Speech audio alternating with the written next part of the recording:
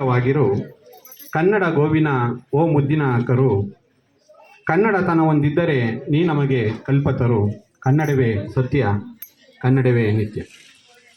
ಎಲ್ಲರಿಗೂ ಮತ್ತೊಮ್ಮೆ ಮಗದೊಮ್ಮೆ 70ನೇ ಕನ್ನಡ ರಾಜ್ಯೋತ್ಸವದ ಹಾರ್ದಿಕ ಶುಭಾಶಯಗಳನ್ನು ಕೋರ್ತಾ, ನಾವು ಶಾಲೆಯಲ್ಲಿ ಪ್ರತಿ ವರ್ಷದಂತೆ ಈ ವರ್ಷವೂ ಕೂಡ ಗಡಿನಾಡ ನುಡಿಸಿರಿ ಎಂಬತಕ್ಕಂತಹ ಕನ್ನಡ ರಾಜ್ಯೋತ್ಸವ ಕಾರ್ಯಕ್ರಮವನ್ನು ಬಹಳ ವಿಶೇಷವಾಗಿ ಆಚರಣೆ ಮಾಡ್ಕೊಳ್ತಾ ಬರ್ತಾ ಇದ್ದೀವಿ.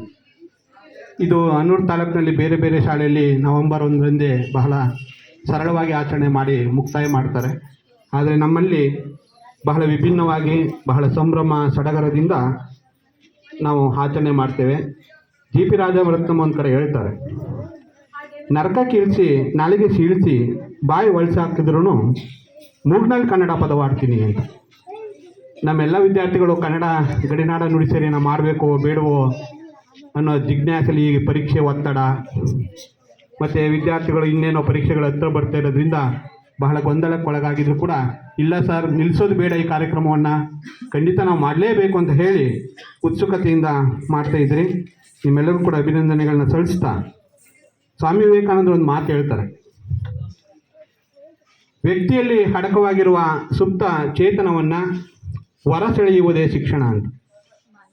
ಶಿಕ್ಷಣದಲ್ಲಿ ಓದು ಬರಹ ಮಾತ್ರ ಸಾಲೋದಿಲ್ಲ. ಓದೋದಕ್ಕೆ ಬರೆದಿದ್ದಂಥ ಅನೇಕ ವಿದ್ಯಾರ್ಥಿಗಳಲ್ಲಿ ಅನೇಕ ಸುಪ್ತ ಚೇತನ ಪ್ರತಿಭೆಗಳು ಅಡಗಿರ್ತವೆ. ಅದು ಹಾಡಾಗ್ಬೋದು, ನೃತ್ಯ ಆಗ್ಬೋದು, ಮತ್ತು ಚಿತ್ರಕಲೆಯನ್ನು ಬರೀತಕ್ಕಂಥದ್ದಾಗ್ಬೋದು. ಎಲ್ಲ ಪ್ರತಿಭೆಗಳನ್ನ ಹೊರಸೆಳೆಯೋಕ್ಕೋಸ್ಕರ ಇಂತಹ ಸಾಂಸ್ಕೃತಿಕ ಕಾರ್ಯಕ್ರಮಗಳು ಬಹಳ ಅನುಕೂಲ ಆಗ್ತವೆ ಅಂತ ನಾನಾದರೂ ಭಾವಿಸ್ತಾ, ಈ ಕಾರ್ಯಕ್ರಮದ ಅಧ್ಯಕ್ಷತೆಯನ್ನು ವಹಿಸ್ಕೊಂಡಿರ್ತಕ್ಕಂತಹ ಮಾತು ಕಡಿಮೆ ಕೆಲಸ ಜಾಸ್ತಿ, ವಿದ್ಯಾರ್ಥಿಗಳೇ ನಮ್ಮೆಲ್ಲರ ಆಸ್ತಿ, ಇವರೇ ನಮ್ಮ ಶಾಲೆಯ ಅಡಿಪಾಯ, ವಿದ್ಯಾರ್ಥಿಗಳಿಗೆ ಕೊಡುವರು ಉಪಾಯ, ಇವರಿಲ್ಲದಿದ್ದರೆ ಶಾಲೆಗೆ ಅಪಾಯ, ಅವರೇ ನಿಮ್ಮೆಲ್ಲರ ನೆಚ್ಚಿನ ಮುಖ್ಯೋಪಾಧ್ಯಾಯ ಶ್ರೀಯುತ ಶಿವಶಂಕರ್ ನಾಯಕ್ ಸರ್ ಅವರಿಗೆ ಈ ಕಾರ್ಯಕ್ರಮಕ್ಕೆ ಅತ್ಯಂತ ತುಂಬು ಹೃದಯದ ಸ್ವಾಗತವನ್ನು ಕೋರ್ತಾ ಇದ್ದೀನಿ. ಹಾಗೆ